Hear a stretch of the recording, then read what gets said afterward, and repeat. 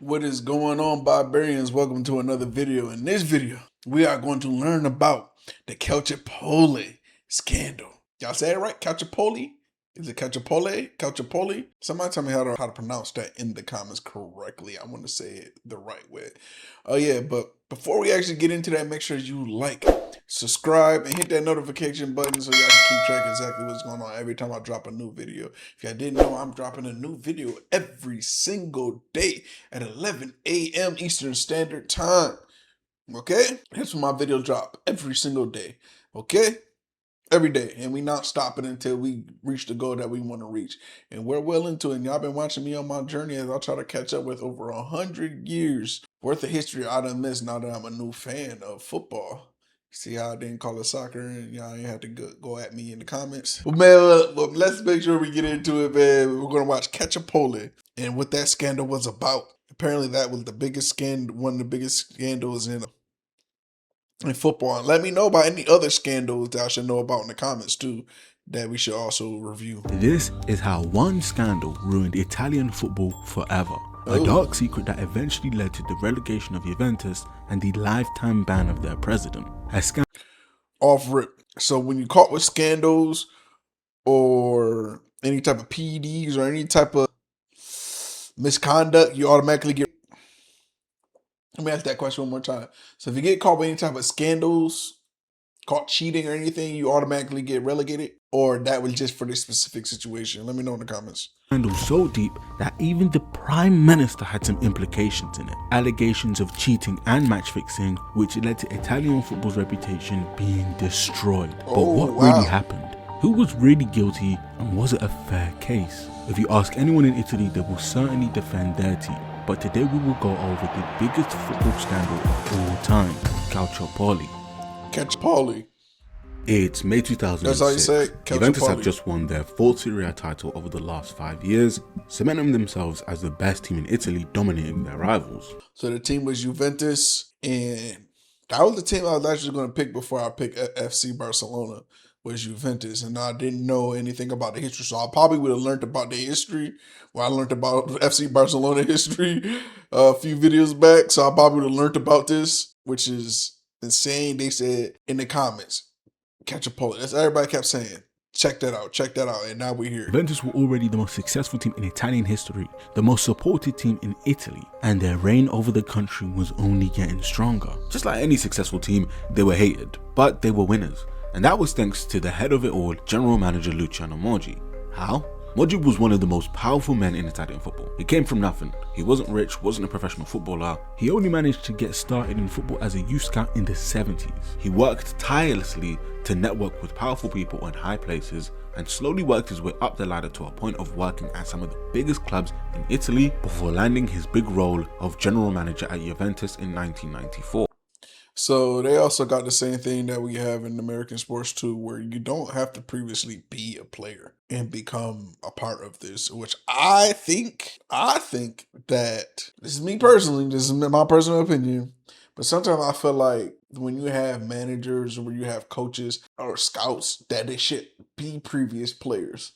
Not professional players, but played at some type of level to where they can, they know the game and they can understand the player, because what's happening here in America is now you get all these analytics people and they're ruining the feel of the game. And I'm seeing that actually being taken into account as we're seeing the VAR thing, like ruin offsides plays and ruining the play and the flow of the game. So I'm very anti-analytics, very hey, you need to be a previous player. I know there was great coaches that never played the game, but I honestly feel like you had to play the game at some point or a certain type of level to be a coach. I feel like, and an analyst. By this time, Moggi knew everyone. He could make things happen. And from me being a person of reaction, doing reactions to this and learning about the game, we're gonna do videos of me trying to play the game too. Me learning how to play, me doing drills. We're gonna go. Listen, y'all got a few years with me with this. So subscribe. We got years of this where you guys gonna see me. You see me learn the game. You see me learn the history right now.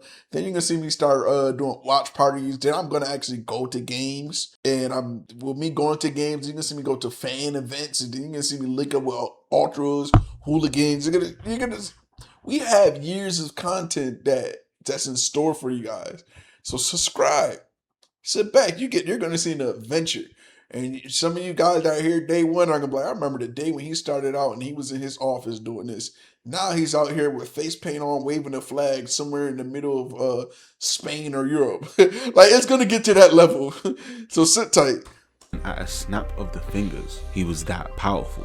Thing is, people wanted to know how powerful, just how much control did Moggi have? There were allegations that Juventus were doping in the late 90s, and with Moggi at the helm, an investigation started in 2004 into Juventus and Moggi to see if there were any wrongdoings from them. This investigation was held secretly and involved listening in on private phone calls, and what they ended up finding turned out to be the biggest scandal football has ever seen. In fact, the people leading this investigation uncovered so much dirt they couldn't take it to the Italian Football Federation because some of the members were involved in the scandals themselves. Ooh. Even the Prime Minister of Italy at the time, Silvio Berlusconi, who was also the president and owner of AC Milan, was implicated too. During these wiretaps, God damn, that's deep. That's very, very deep. They said we couldn't even take it to the Federation due to the fact that even the Prime Minister, who do we take it to? And that happens a lot. It's like how we're going through the whole, Epstein Island thing and everything. There's no type of, there are going to be no convictions. They kind of just swept it under the rug because all the world's most powerful people are included. So who do you tell when the people that basically run the planet are a part of it? Who do you tell? Nobody. Like it just fades away. So that's how they felt. They felt, who do we tell if the prime minister of the country is included? That is insane. Here's what they heard. Luciano Moggi was in direct communication with referee designators of Serie A, attempting to influence results by picking certain referees he considered more favourable to Juventus, Pierluigi Pareto being the main designator in contact. Essentially, Moggi would tell Pareto which refs he wanted for each game based on how much they would favour Juventus. An example of this is when Juve drew a Champions League first leg to Gardens 2-2, and Macaulay had a goal disallowed for Juve which would have won them the game. The conversation went something like this. Hello, Gigi. I ain't gonna lie before we get into that conversation. We saw that in the World Cup, and people were bringing up, oh yeah, he's more favorable towards Belgium, or he's more favorable to this. We saw that a lot in the World Cup. I didn't know like that's just like a usual corruption thing. Like that's just like, hey, this is just check out level 1 of. Two people place the same exact. That's how they feel. They feel like it just one check loses, out one. The other one. Where are you? We left. Went something like this. Gigi, where are you? We left. Oh, what kind of f***ing referee did you send us? Oh, Vandel is one of the best. I know, but McCody's goal was valid. No, it wasn't. It was valid. It was valid. No, it was right in front of the ref. What are you talking about? It wasn't in front. All throughout the match, he messed up. But he's one of the top. He can go and for Stockholm, counting on mistakes. Mamma mia, it surely has to be a proper match. No, you'll win, It was alleged to. That's crazy. That's crazy. So he was calling them and like, yo, what type of ref is you sending? Like, what are you doing? You're supposed to send our guys. And he was like, man, hey, this was so obvious that we couldn't cheat it. And that's how I felt about the Spain and Argentina game in the World Cup. That score would have been 4-0. It would have been 4-0 Spain. But it was so like obvious that they were basically trying to cheat these. So obvious, getting random offsides, and the dude had to basically become a human helicopter for them to even call that red card on him. I didn't know this is like a usual thing of how wild this is. Moggi had a system to decide what ref was chosen for each game, but it wasn't just him deciding what ref he wanted. He also sent out strong messages to referees who didn't follow along, like their 2-1 loss to Regina in November 2004. Juve had 2 goals disallowed, and Moggi was furious. After the game, he confronted the ref for the game Paparesta, along with his 2 assistants. But he didn't stop there. He used his many connections to call and tell big talk show hosts to slander Paparesta's name, controlling the media narrative of the ref. Everyone. Ooh, man, he went American on that one. So what they do here in America is they would use the media to slander your name for a fact. You do anything they don't like, and somebody got a little bit of power.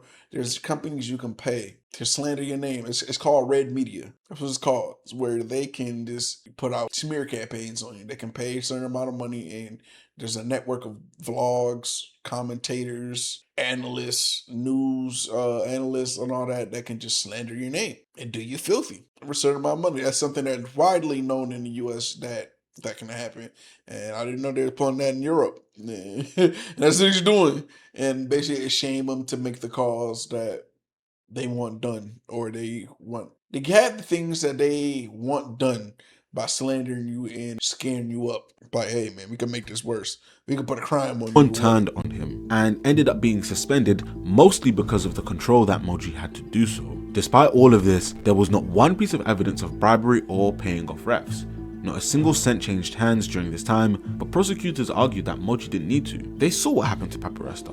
So they say he wasn't even paying, he was doing it off the muscle. How not playing along works. Refs were scared, feared losing their jobs, or worse. So why would he even need to pay them? But those examples highlighted the two things Moggi was in trouble for: controlling the media and selecting refs. Him and Fabio Bodas, who was the most popular Italian commentator, were close, and Moggi would tell Bodas to make certain referees look bad during games because he knew the best way to conceal any bias against him. But this isn't really evidence of match fixing, just evidence that the guy has too much power in football. It was the conversations with Pareto that was the smoking gun. On the 23rd of August 2004, Pareto assured Moggi the second leg of the game against Gardens was going to be 4-1 to Juventus. They went on to win the game 4-1. The next conversation they had Crazy. I don't know why you wilded out and did that, man. Like, this shit is so blatant. was in relation to their upcoming match against fierce rivals AC Milan. Moggi was heard in these conversations, handpicking referees for each game he wanted. Then he went on to tell Pareto, against Milan, it has to be Tiziano Pieri. The ref for that game was indeed Pieri, and Juventus went on to win that game 1-0. Pareto then called Moggi again just a week later to inform Moggi that for their upcoming match against Ajax, Urs Meier would be refereeing these conversations. So he wasn't even like, it wasn't like a once in a while type thing. Like, hey, we got a big match coming up that could determine this. You know what I'm saying? Nudge it over. This was every week he was calling, hey, put these guys over here so you win this. That's when you got too greedy. You was wilding out. You was wilding out. Every week you was calling, hey, put these guys for this. And then each week it kept getting worse. I want the score to be this. I want this ref to make this call at this time. Start getting real specific with it. Yeah, you wild out. Like, you made it so obvious. That is crazy. I understand if there's a few pivotal games that you done, put the call in. You know what I'm saying? Make the little, hey, you know what I'm saying, red card, do a little bit over here or something like that, or give him a yellow, or, extra penalty kick here and there. But you was calling every single week trying to determine the outcome of the game. That's insane. Conversations happened all throughout the year, and it was clear to see why this looked so bad against Moggi. It showed clear bias towards Juventus and implicated that Moggi could simply just pick whoever he wanted to officiate Juve games. It's not bribery because he didn't pay anyone, but it's certainly an abuse of power. Once this information was released, it was Armageddon. The Gazzetta dello Sport posted these wiretap conversations in May 2006 on their newspaper thanks to a leak, and despite the investigation not even being finished, the whole world knew what Moggi and co were up to. But this scandal is about to get a whole lot worse. So that was just the beginning of it. They're just like, man, we caught them on the calls and all that, and they're not even halfway done with what they was even talking about. Released it, and everybody went up in arms, and they were like, nah, dog, that's the tip of the iceberg. That's insane. Because it turns out it wasn't just Juventus that were doing this. The leaks uncovered that Milan, Lazio, Fiorentina, and potentially others were doing the same thing as well. It went from the Juve problem to Italian football's dark secret. The backlash was swift and brutal. Many referees resigned immediately. Pareto himself resigned.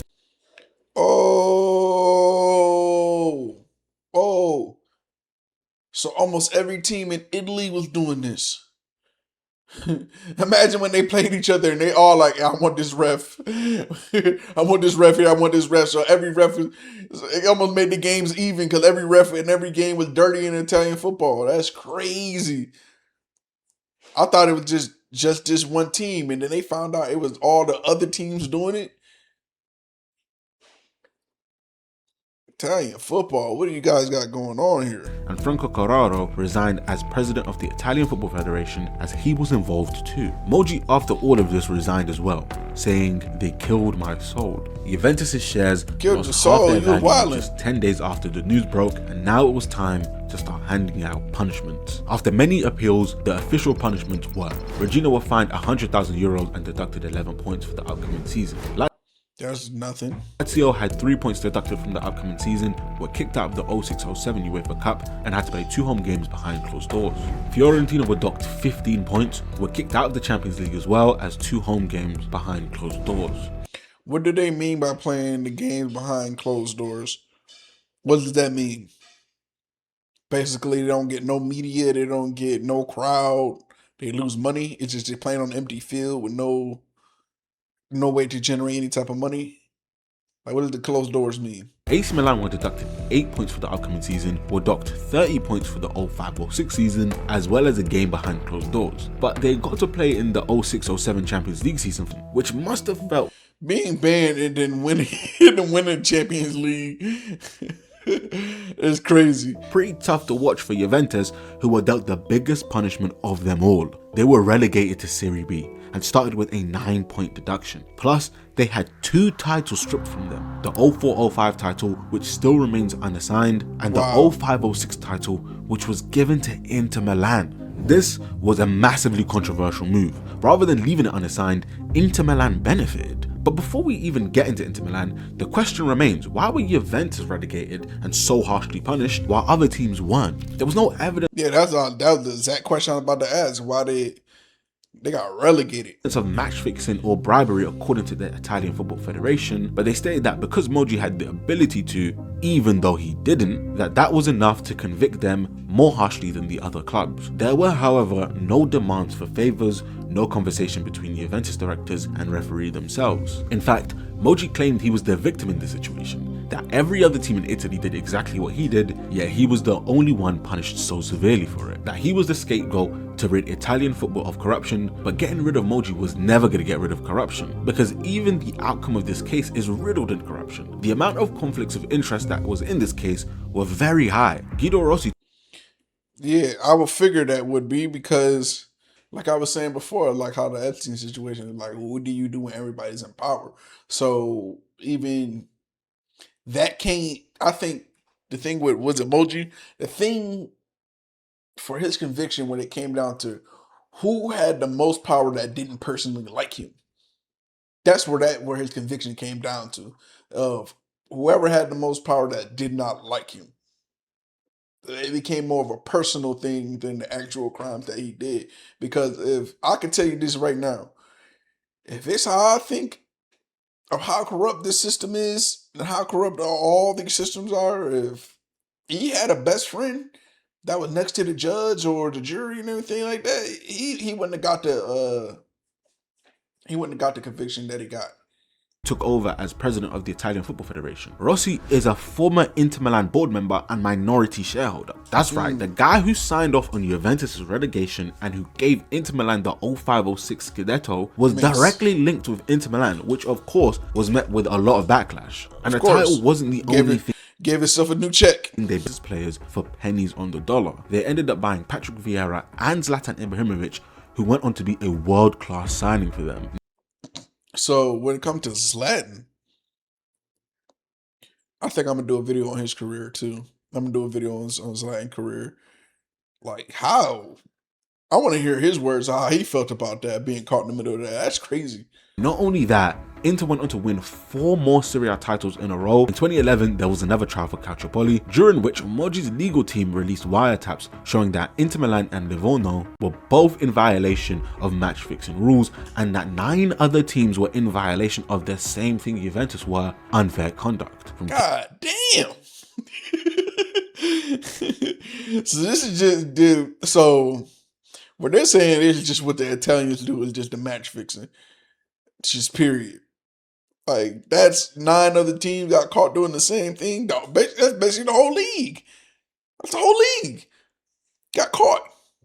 Cagliari to Udinese. So when Moggi said every other team were doing what he was doing, he he was not lying. The only problem was, Inter Milan and all the other teams that violated those rules could not have been convicted because the statute of limitations had kicked in, meaning it had simply been too much time since their crime was committed to do anything about it. Which once again brings up the point of why Inter Milan were the ones who were awarded the 05-06 Scudetto. Where it gets tricky is the fact that the original prosecutors for the initial Calciopoli scandal were going to investigate Inter Milan too, and it would have. So right now we're looking at like 3 different scandals at once, probably 5 different scandals outside of the Calciopoli joint that just kept going. They didn't stop even after this happened. They did not stop. A certainty that Inter Milan would have suffered the same fate as Milan and Juventus, and they too would have been found guilty of the same thing. In fact, the only reason those prosecutors didn't find any dirt on literally every club in Serie A was because of the fact that there were media leaks. Leaks obtained and released by Inter Milan-owned newspaper Gazzetta dello Sport. I'm not saying they did anything,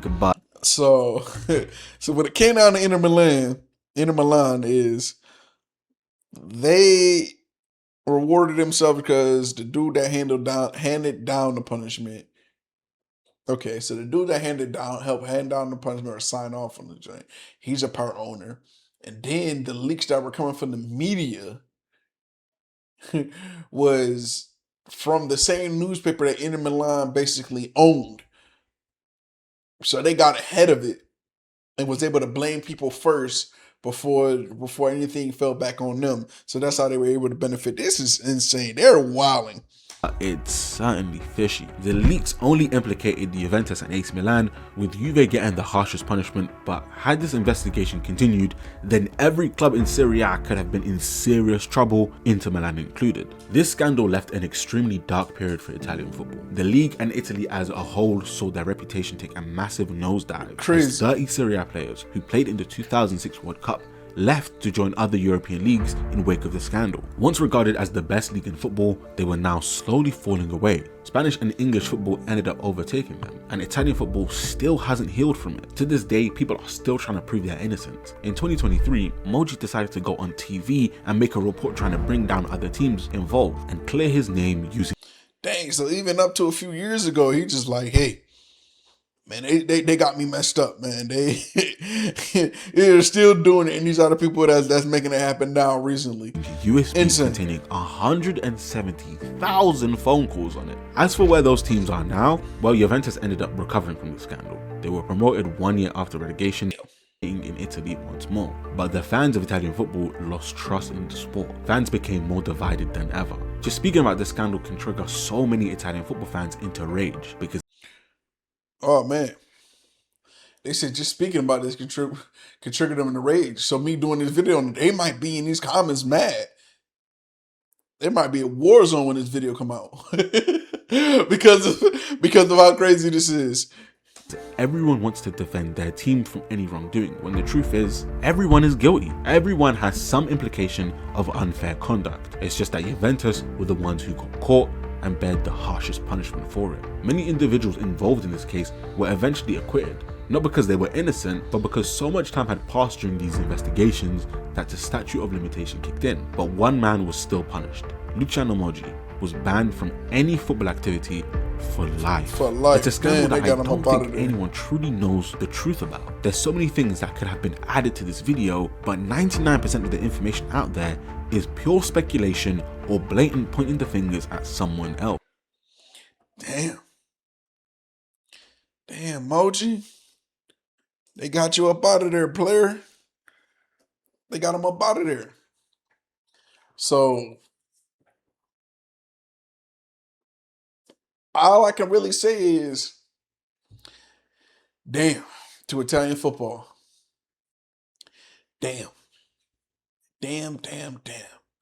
So everybody kind of look at Italian football as just cheaters. Period. All the teams over there. Cause they said over 9 teams just been caught doing the BS cheating. That's insane, y'all. Let me know what other scandals I need to look at in the comments, man. Let me know in the comments what other scandals I need to look at. That is insane, dog. Why? They were cheating so much that they were cheating on each other to the point that the games were kind of just even.